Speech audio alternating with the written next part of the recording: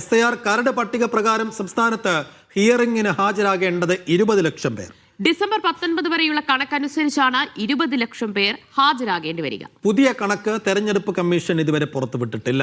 ഹാജരാക്കേണ്ട രേഖകളുടെ വിവരങ്ങൾ വ്യക്തികളെ നേരിട്ടറിയിക്കും. മാതാപിതാക്കൾ, അവരുടെ മാതാപിതാക്കൾ എന്നിവർ 2002 വോട്ടർ പട്ടികയിൽ ഉൾപ്പെടാത്തവരെയാണ് ഹിയറിംഗിന് ഹാജരാക്കേണ്ടത്.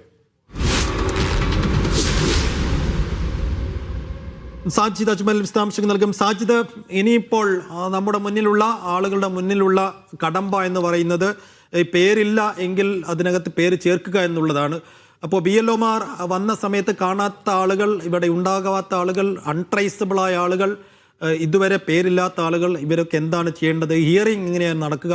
ഇത് സംബന്ധിച്ച് ഇലക്ഷൻ കമ്മീഷൻ നൽകുന്ന വിവരങ്ങൾ എന്തൊക്കെയാണ്, നിർദ്ദേശങ്ങൾ?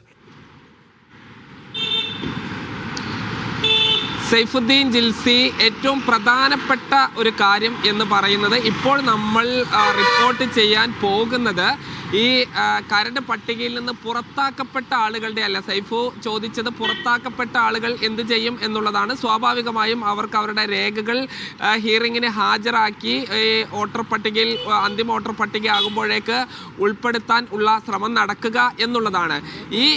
ഈ ഹിയറിംഗ് എന്ന് പറയുന്നത് 20 ലക്ഷത്തോളം ആളുകൾ ഈ ഹിയറിങ്ങിന് ഹാജരാകണം എന്ന് പറയുന്നത് ഇന്നലെ പുറത്തിറങ്ങിയ കരട് പട്ടികയിൽ ഉൾപ്പെട്ട ആളുകളാണ് ഹിയറിങ്ങിന് ഹാജരാകേണ്ട വാർത്തയാണ് നമ്മൾ പറയുന്നത്.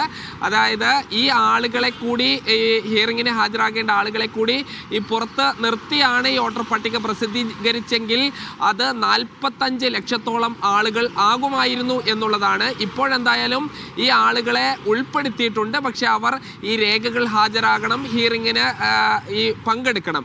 ഇതിൽ 2002 SIR ആണ് ഇപ്പോഴത്തെ SIRന്റെ മാനദണ്ഡമായി വെച്ചിരിക്കുന്നത്. അപ്പോൾ 2002 ഈ SIRുമായി മാപ്പ് ചെയ്യാൻ കഴിയാത്ത ആളുകളാണ് ഇപ്പോഴിങ്ങനെ ഈ ഹിയറിങ്ങിന് ഹാജരായി രേഖകൾ സമർപ്പിക്കേണ്ടി വരുന്നത്. മാപ്പിംഗ് എന്താണ് എന്ന് പരിശോധിക്കുമ്പോൾ, ഈ ഒരു വ്യക്തിക്ക് 2002 വോട്ടുണ്ടെങ്കിൽ സ്വാഭാവികമായും അയാൾക്ക് ഒരു തരത്തിലുള്ള മാപ്പിങ്ങിൻ്റെയും ആവശ്യമില്ല.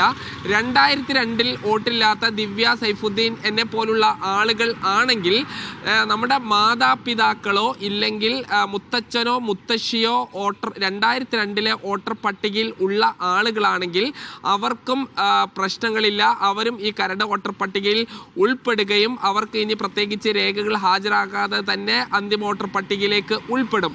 നമ്മൾ ഇടയ്ക്കൊരു വാർത്ത ചെയ്തത് ഈ ദിവ്യയും സൈഫും ഓർക്കുന്നുണ്ടാകും. അതായത് ഈ അടുത്ത ബന്ധുക്കളുടെ അച്ഛൻ, അമ്മ, മുത്തച്ഛൻ, മുത്തശ്ശി എന്നിവരുടേത് അല്ലാത്ത സ്വന്തം സഹോദരങ്ങൾ, ഭാര്യയ്ക്ക് ഭർത്താവിൻ്റേത്, ഭർത്താവിന് ഭാര്യയുടേത്, അമ്മാവൻ, അമ്മായി തുടങ്ങി അടുത്ത മറ്റ് ബന്ധുക്കളുടേത് കൂടി ഈ 2002 പട്ടികയിൽ ഉണ്ടെങ്കിൽ അവർക്കും ഈ വോട്ടർ പട്ടികയിൽ ഇടം നേടാൻ പ്രശ്നങ്ങളില്ല എന്നുള്ളതാണ് തെരഞ്ഞെടുപ്പ് കമ്മീഷൻ പറഞ്ഞിരുന്നത്. പക്ഷേ അങ്ങനെയുള്ള ആളുകളുടെ അപ്ലോഡ് ചെയ്യാൻ കഴിയുന്നില്ല എന്ന വാർത്ത നമ്മൾ പറഞ്ഞിരുന്നു.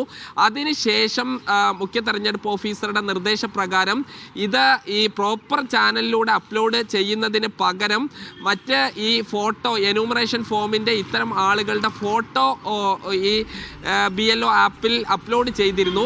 ആ ആളുകളെ നിലവിൽ ഉൾപ്പെടുത്തിയിട്ടുണ്ട്, അതായത് കരട് വോട്ടർ പട്ടികയിൽ ഉൾപ്പെടുത്തിയിട്ടുണ്ട്. ഇനി അവർ ഇത്തരം അവരുടെ മാതാപിതാക്കളോ ഇല്ലാത്ത ആളുകൾ ഈ രേഖകൾ ഹിയറിങ്ങിന് സമർപ്പിക്കണം. എന്തെല്ലാം രേഖകൾ സമർപ്പിക്കണം എന്നത് പറഞ്ഞിട്ടില്ല. നിലവിൽ ഉള്ള നമ്മൾ റിപ്പോർട്ട് ചെയ്യുന്നത് 19-ാം തീയതി ഡിസംബർ 19-നുള്ള കണക്ക് പ്രകാരമാണ് 20 ലക്ഷത്തിൽ അധികം. ഇപ്പോൾ ഒരു പക്ഷേ ചെറിയ കുറവുണ്ടായിട്ടുണ്ടാകും. 93% മാപ്പിംഗ് നടന്നു എന്നാണ് പറയുന്നത്. അങ്ങനെയാണെങ്കിൽ 7% എന്ന് പറയുമ്പോൾ 17 ലക്ഷത്തിൽ അധികമാണ് വരിക. അതിൻ്റെ കൃത്യം കണക്ക് ഈ തെരഞ്ഞെടുപ്പ് കമ്മീഷൻ പുറത്തുവിട്ടിട്ടില്ല. എന്തായാലും ഈ ലക്ഷക്കണക്കിന് ആളുകൾ ഹിയറിങ്ങിന്, ഈ വോട്ടർ പട്ടികയിൽ ഉൾപ്പെട്ട ആളുകൾ ഹിയറിങ്ങിന് ഹാജരാകണം. അപ്പോൾ ഈ എന്യൂമറേഷൻ ഫോം നൽകുമ്പോൾ ഈ മാതാപിതാക്കളുടെയോ അവരുടെ മാതാപിതാക്കളുടേതോ അല്ലാതെ ഈ സ്വന്തം മാതാപിതാക്കളുടെ സഹോദരങ്ങൾ ഇല്ലെങ്കിൽ സ്വന്തം സഹോദരങ്ങൾ, ഭാര്യ ഭർത്താവിൻ്റെതോ അങ്ങനെ നൽകിയ ആളുകൾക്കെല്ലാം തന്നെ ഹിയറിംഗ് നോട്ടീസ് വരും. ഹിയറിംഗ് നോട്ടീസിൽ എന്തെല്ലാം രേഖകൾ ഹാജരാക്കണം എന്ന് ഉണ്ടാകും. അതോടൊപ്പം തന്നെ എങ്ങനെയായിരിക്കും ഹിയറിംഗ്, അത് ഓരോ നിയോജക മണ്ഡല അടിസ്ഥാനത്തിലായിരിക്കുമോ ഇല്ലെങ്കിൽ ഓരോ പഞ്ചായത്ത് അടിസ്ഥാനത്തിലായിരിക്കുമോ ബ്ലോക്ക് അടിസ്ഥാനത്തിലായിരിക്കുമോ എന്നെല്ലാം തന്നെ തീരുമാനിക്കുന്നതേ ഉള്ളൂ. എന്തായാലും ആ രേഖകൾ ഹാജരാക്കിയാൽ മാത്രമേ ഇനി അവർക്ക് ഈ കരട് വോട്ടർ പട്ടികയിൽ നിന്ന് അന്തിമ വോട്ടർ പട്ടികയിലേക്ക് പോകാൻ കഴിയുകയുള്ളൂ. അതിൽ ഓരോ ആളുകളുടെയും പ്രായത്തിനനുസരിച്ച് രേഖകൾ ഹാജരാക്കുന്നതിൽ വ്യത്യാസങ്ങളും വരും. ദിവ്യ, സൈഫുദ്ദീൻ.